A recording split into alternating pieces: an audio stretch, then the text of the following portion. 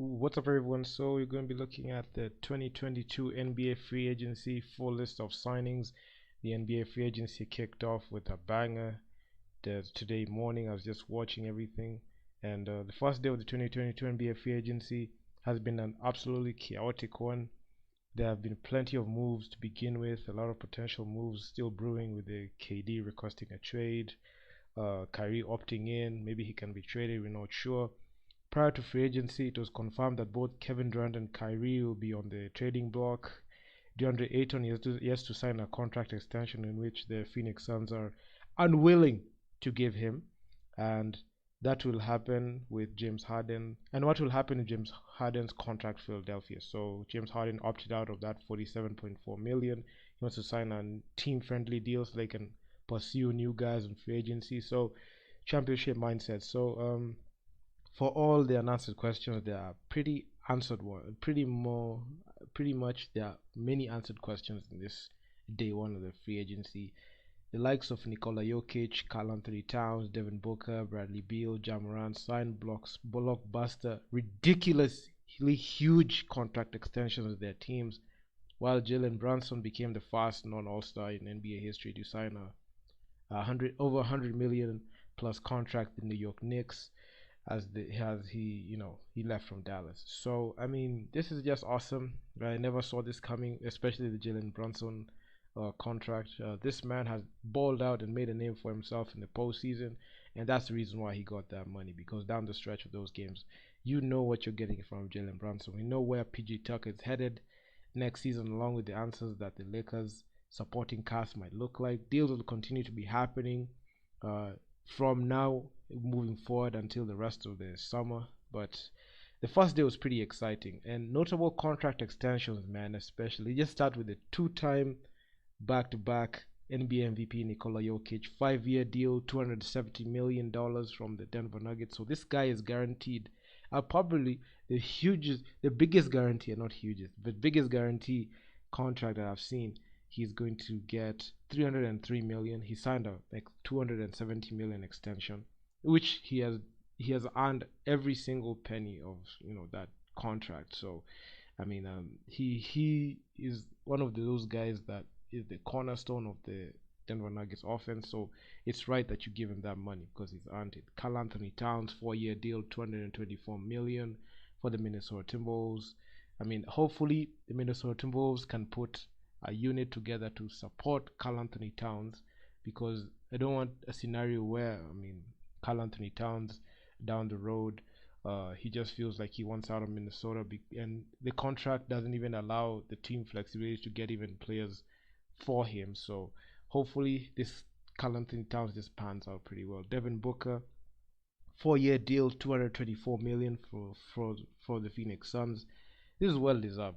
Dude made the finals in 2021. 2022 got knocked out in the second round, but they had the best record in the East with the 64 wins with CP3 at the helm. And also CP3 will be there for leave 3 years, so it's gonna be a good run. Ja Morant, 5-year, 193 million to 231 million contract with the Memphis Grizzlies. So the Memphis Grizzlies apparently have had success with Ja Morant. He has been phenomenal all since ever since even he was in Murray State. Even people don't even understand the journey of Ja Morant. This guy was in Murray State, number 2 pick in the 2019 draft, and this was in 2019 was the off season where they dealt Mike Conley to the Utah Jazz to kickstart their rebuild, and it's soon paying off because you're seeing this last season Ja Morant led the Grizzlies to the second best record in the West, in the tough West, and although they couldn't make it past the Warriors, they had flashes of greatness in their play. So Ja Morant earned every penny of that deal. Then we've got Bradley Beal's 3-year deal. It's supposed to be a 5-year deal. I don't know why they're rating a 3-year deal. 250 million contract with the Wash Wizards. I actually made a video on Bradley Beal when he opted out of that $36 million contract with the Washington Wizards. I was hoping that he would be on the move, but dude chose the money over championships. That is something that not many NBA players are know what to do. because when they show them the money and they look at a situation where they can go to get a championship, of course they're going to take less money to go and join a contender to win the championship. But he has decided to stay there. Hopefully, the Washington Wizards give him a roster that he can work with and be able to do something. Also, um, the Miami Heat, Victor Oladipo, 1 year deal, 11 million.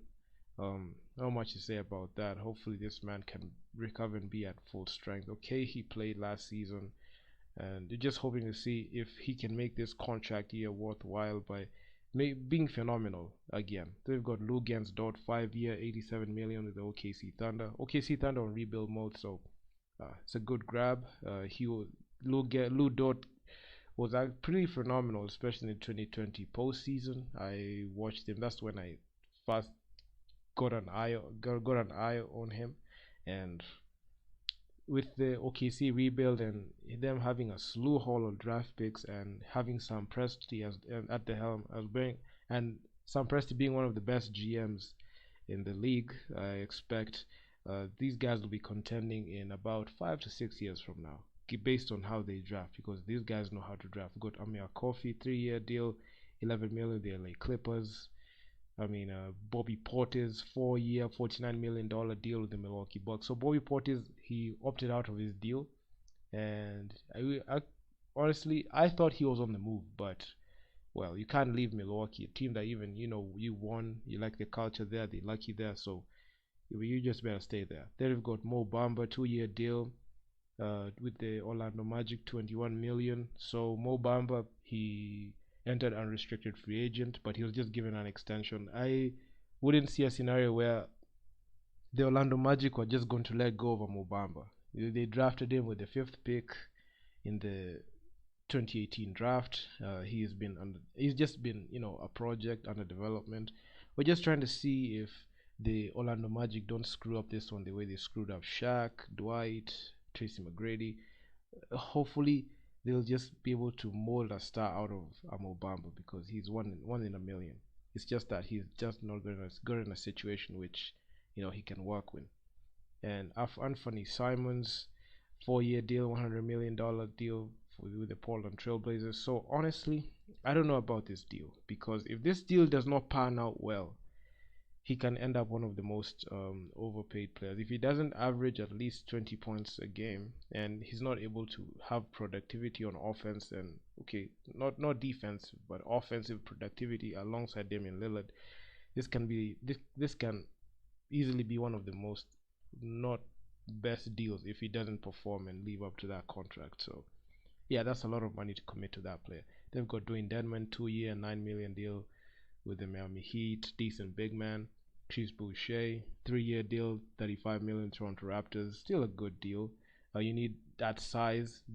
You need that size, especially when you're a Toronto Raptor team. You can't, not keep a Chris Boucher. He's been there for a couple of years now. Thad Young, 2 year, $16 million contract. Thad Young, not much expectation. The last time I was keeping track of Thad Young was when he was in the Bulls, and I don't know. He's just been silent. Tyus Jones, 2 year, $30 million deal with the Memphis Grizzlies.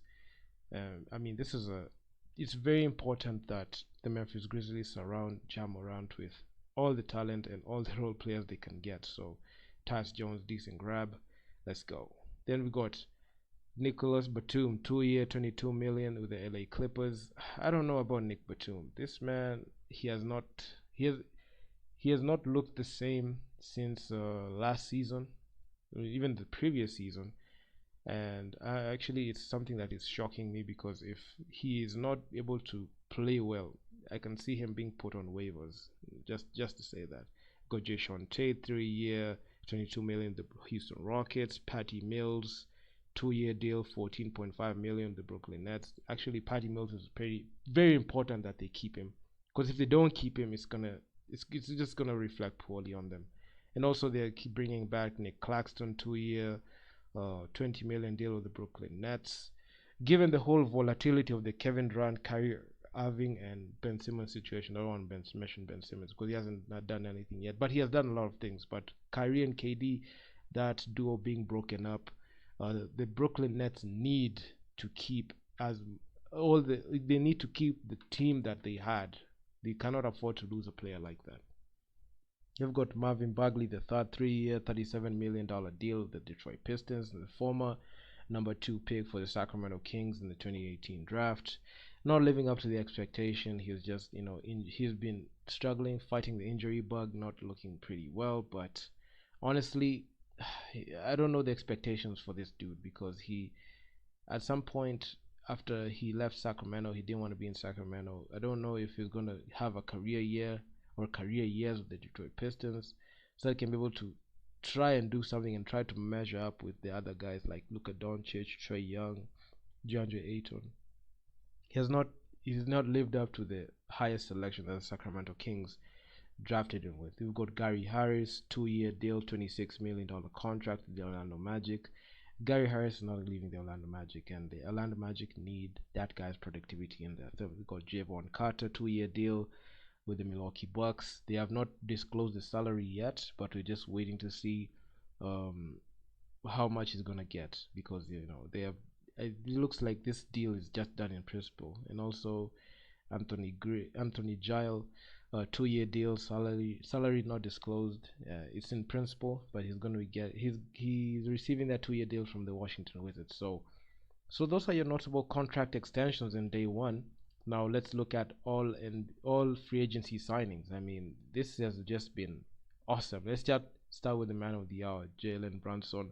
4 year deal, $104 million contract with the New York Knicks. I never actually saw this coming, but Jalen Brunson, I was watching him in the playoffs when he was playing with the Dallas Mavericks, and he was pretty instrumental. He had multiple 40-point games, and he made a name for himself this postseason. That's why he's getting paid that bag because, man, this dude played well. They've got Gary Payton the second, 3 year deal, $28 million contract with the Portland Trailblazers. So GP the second, he won a chip with the Golden State Warriors. Now it's time to chase that bag. So that's what he's doing right now.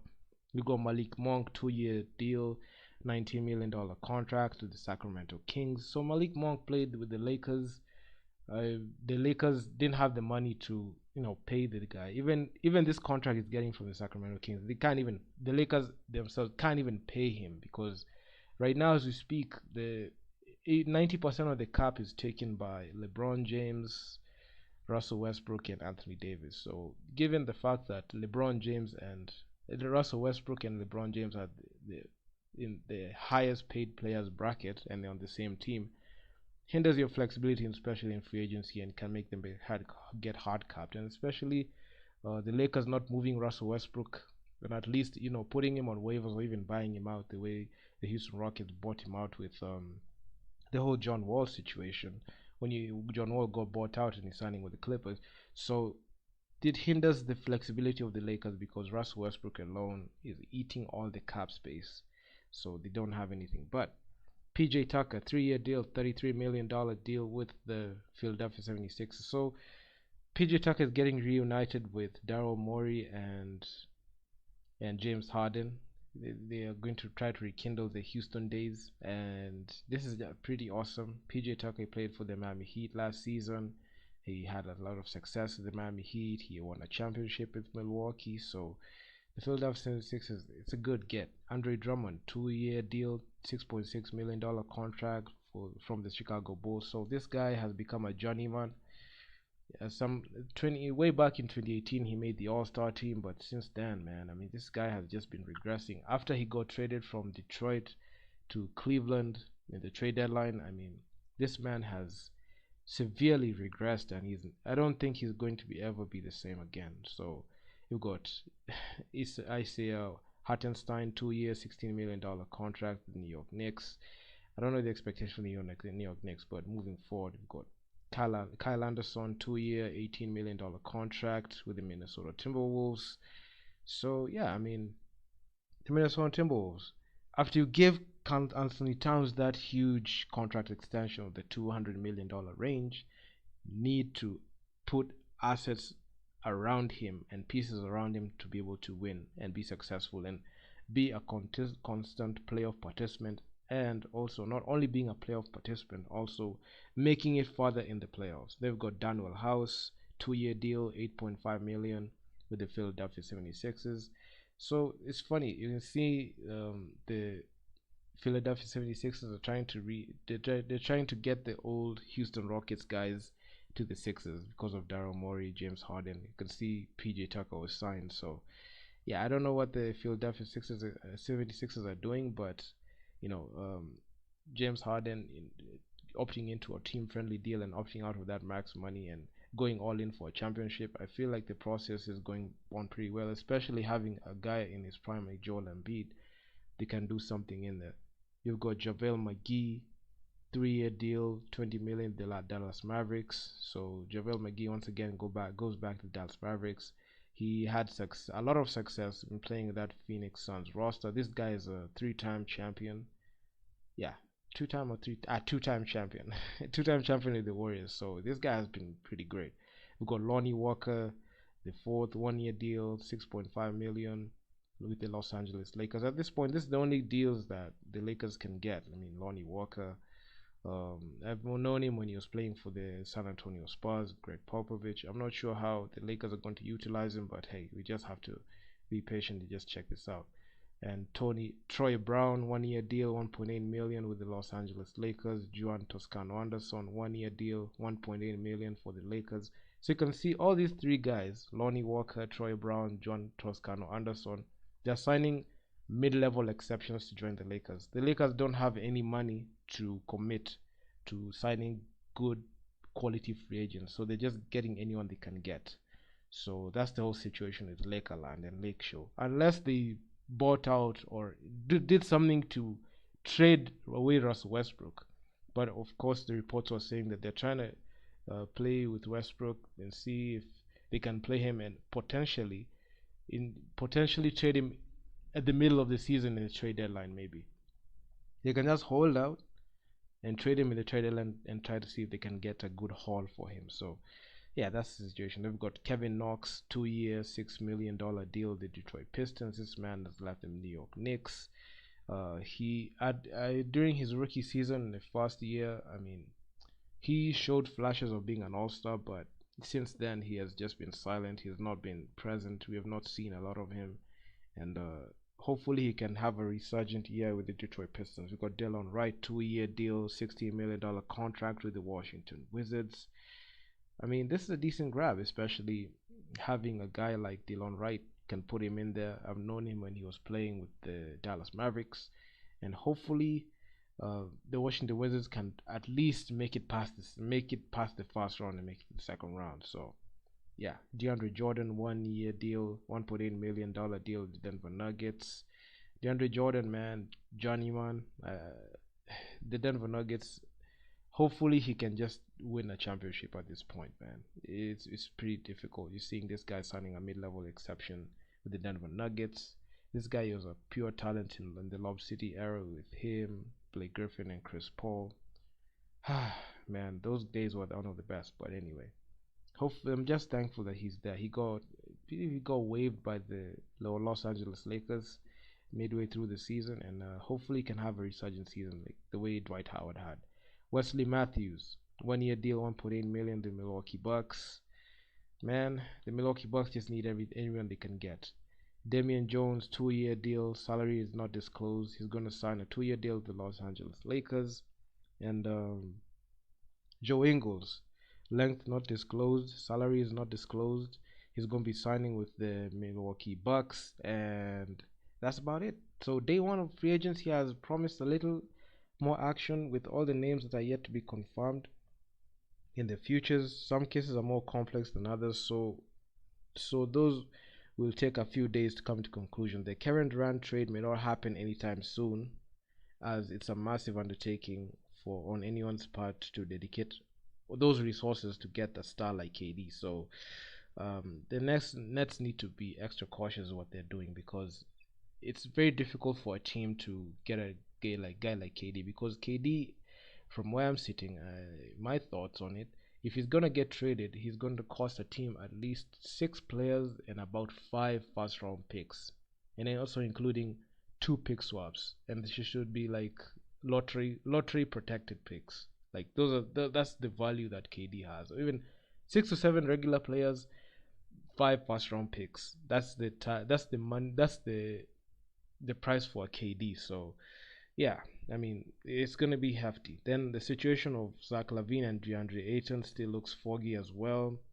Zach LaVine, Chicago Bulls. I don't know if they're going to pay him that max money. He needs at least 130 or 137 million dollar contract. And DeAndre Ayton, the Suns are just unwilling to pay this dude like a max extension of the $200 million range. So it's looking pretty bleak with neither man having signed with the incumbent teams with DeAndre Ayton and Zach LaVine. So Zach LaVine looks likely to be returning to the Bulls, but Ayton's relationship with Phoenix is gone at this point. Only the Indiana Pacers and San Antonio Spurs have the cap space right now. So finding a home for any big names has to happen through signing trades. So if teams are hard capped, they can't, you know, do perform signing trades. So honestly, day one of NBA free agency has been fireworks. I'm just waiting to see how next moving forward the NBA free agency will be. So the rest of the week is bound to have a lot of activities and player movement. And before the next season, I feel like we're going to have at least many players like shifting teams and getting the new feel of how the NBA structure is gonna look like. So I'm just waiting on that patiently, and yeah. So that's your first video. I'll be dropping more videos just talking about the NBA free agency signings, that the way I see it, and just drop my 2 cents on it. And I'm gonna see you in the next upload.